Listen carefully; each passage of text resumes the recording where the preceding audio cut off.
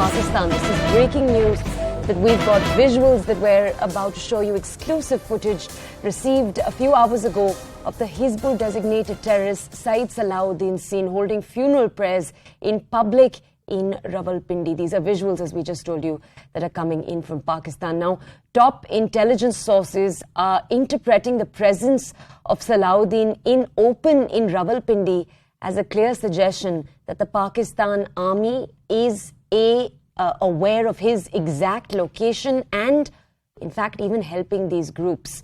Now, there is also a larger thought that the FATF was given wrong information about compliance. Remember, the FATA, we'll just give you more details in a second. My colleague Siddhant is with us right now to bring us the details I was about to bring you. Siddhant, we're showing our audiences these visuals on the screen. Could you break down for our audiences how security agencies are interpreting this information, particularly the FATF context, the agreements Pakistan had reached with the FATF, and what these visuals now indicate? Well, look, what world thinks about Pakistan, more than that, what India thinks about Pakistan matters. And here, Syed Salahuddin, who happens to be the chief of Hizbul, and we all know what Hizbul has been doing in the state of Jammu and Kashmir. And in fact, they have carried out several terror strikes. They are pushing militants into Kashmir. And now this video has emerged where Syed Salahuddin can be seen comfortably attending Namaz-e-Janaza of one of his commander who got killed in Rawalpindi. And in fact, going by what Manoj Gupta is reporting, then the other senior ISI cadre also took part in this Namaz-e-Janaza. Now, question goes out for Pakistan that on one end, they do FATF compliance. They assured the international community that they will not allow terrorists to use their territory or to use Pakistani territory to mushroom.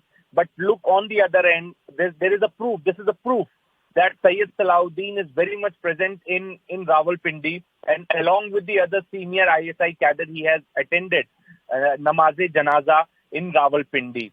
So on one end, they talk about FATF compliance. On one end, they say they are the victim of terrorism. On one end, they say that they are doing best to fight terrorism in their own country. On the other end, India's most wanted, Syed Salahuddin, the commander of Hizbul, is sitting comfortably in Rawalpindi and is being supported by the deep state. And this is perhaps the reason that even Indian intelligence agencies are interpreting this entire video, as you rightly said.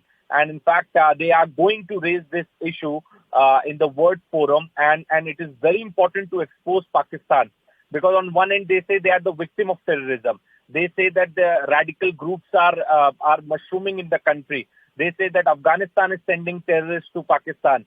They blame Tehreek-e-Taliban Pakistan. But on the other end, look again, they have been caught red-handed, and here is a proof of Syed Salahuddin, India's most wanted, one of the dreaded terrorists, commander of Hizbul, sitting comfortably in Rawalpindi and, rubbing shoulders with who's who from the ISI and deep state in Pakistan. So now it is up to the Pakistan to clarify.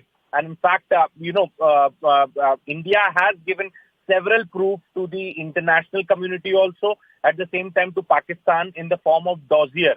Not just about Syed Salahuddin, but the presence of Dawood Ibrahim and, in fact, other dreaded terrorists sitting in Pakistan comfortably and operating from there. But not even once Pakistan has accepted the presence of these dreaded terrorists. All we know about them is from the videos that emerge. All we know about them is from the reports and also from the intel network that we have in Pakistan, that these terrorists are operating comfortably with the help of the deep state. Okay, Siddhant, just stay with us. Just stay with us, please. Major General A.K. Sivach is also with us on the phone this morning. General Sivach is a defense expert. Let's go over to him. Sir, thank you so much for joining us this morning on CNN News 18.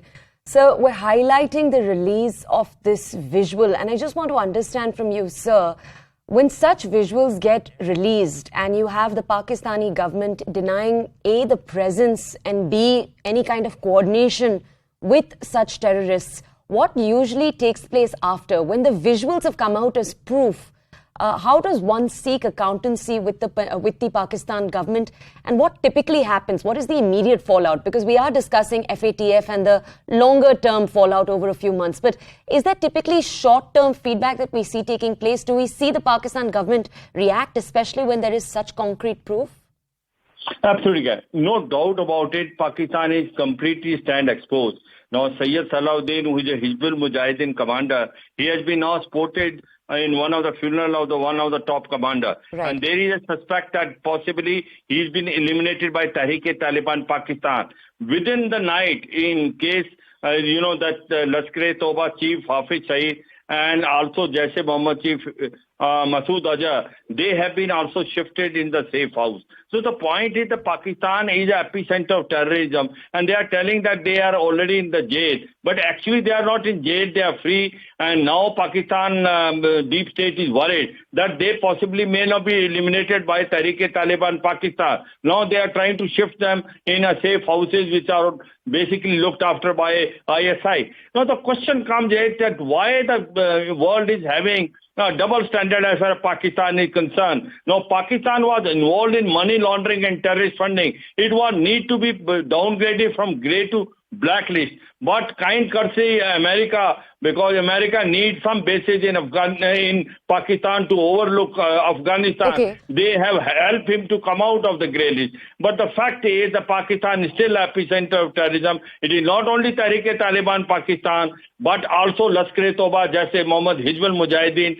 Training camps are there in Pakistan itself. Almost 10,000 terrorists are sitting. So Pakistan stand exposed, and Pakistan must be now shown to the world that actually Pakistan is an epicenter of terrorism and need to be declared a General, terrorist state. could I ask you, I'm curious to understand, what does the intelligence back and forth look like in a situation like this, where we have proof that is so concrete, it's in fact gone viral on social media? What does the back and forth look like? What do you typically see in a situation like this, the Pakistani higher echelons, both in the army and the government, respond?